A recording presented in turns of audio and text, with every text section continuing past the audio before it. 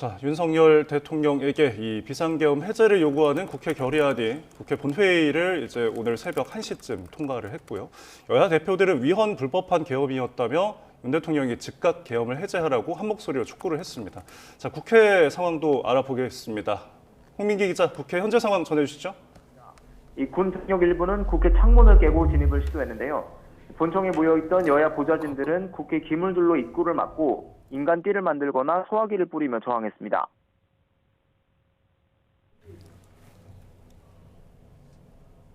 네, 홍민기 기자. 네, 국회입니다. 예. 조금 전에 이제 국회 지금 상황을 전해주고 있었는데 추가 내용을 좀 계속해서 전해주시죠. 네네. 계엄군이 본회의장 진입을 계속 시도하는 가운데 0시 48분에 본회의가 개의됐습니다. 이어 새벽 1시쯤 비상계엄 해제 안건이 본회의에 상정됐고 1분여 만에 안건이 통과됐습니다. 재석 190인 가운데 190명 전원이 찬성했는데 안건이 통과되자 의원들은 박수를 치며 환호했습니다. 민주당 의원 150여 명이 참석한 가운데 여당 의원들은 18명이 참석한 것으로 파악됐습니다. 윤 대통령이 비상계엄을 선포한 지 2시간 30분여 만인데요. 이 우 의장은 가결 직후 결의안 가결로 계엄령 선포는 무효가 됐다며 윤 대통령이 즉시 비상계엄을 해제해야 한다고 요구했습니다. 또 국민 여러분도 안심해달라고 덧붙였는데요. 현재 야당 의원들은 윤 대통령이 계엄을 공식적으로 해제할 때까지 본회의장에서 대기하겠다는 계획입니다. 국회 본청으로 진입했던 계엄군은 계엄 해제안이 가결된 뒤 철수하기 시작했습니다. 국민의힘 한동훈 대표는 가결 직후 기자들과 만나 집권 여당으로서 이런 사태가 발생해 대단히 유감스럽게 생각한다고 밝혔는데요. 이어 윤 대통령이 국민과 국회 뜻을 존중해 헌법에 따라 즉시 계엄령 해제를 선포해달라고 촉구했습니다.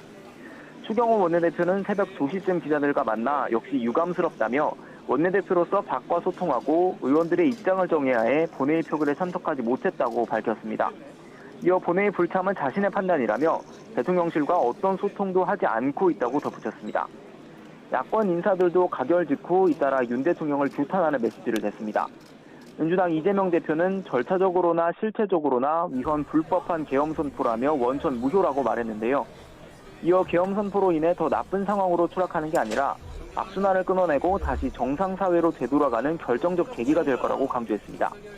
혁신당 조국 대표 역시 비상계엄 선포는 불법이라며 사태가 정리되고 난 후에 최소 김용현 국방부 장관은 처벌받아야 하고 탄핵돼야 한다고 강조했습니다. 사회민주당 한창민 대표와 기본소득당 용해인 대표는 윤 대통령이 즉각 퇴진하고 평화적으로 정권을 이양해야 한다고 주장했습니다. 개혁신당 천하람 원내대표 역시 즉각 탄핵 절차를 밟아 여야가 만장일치로 윤 대통령의 직무를 정지시켜야 한다고 강도 높게 비판했습니다. 자세한 소식은 들어오는 대로 다시 전해드리겠습니다. 지금까지 국회에서 YTN 홍민기입니다.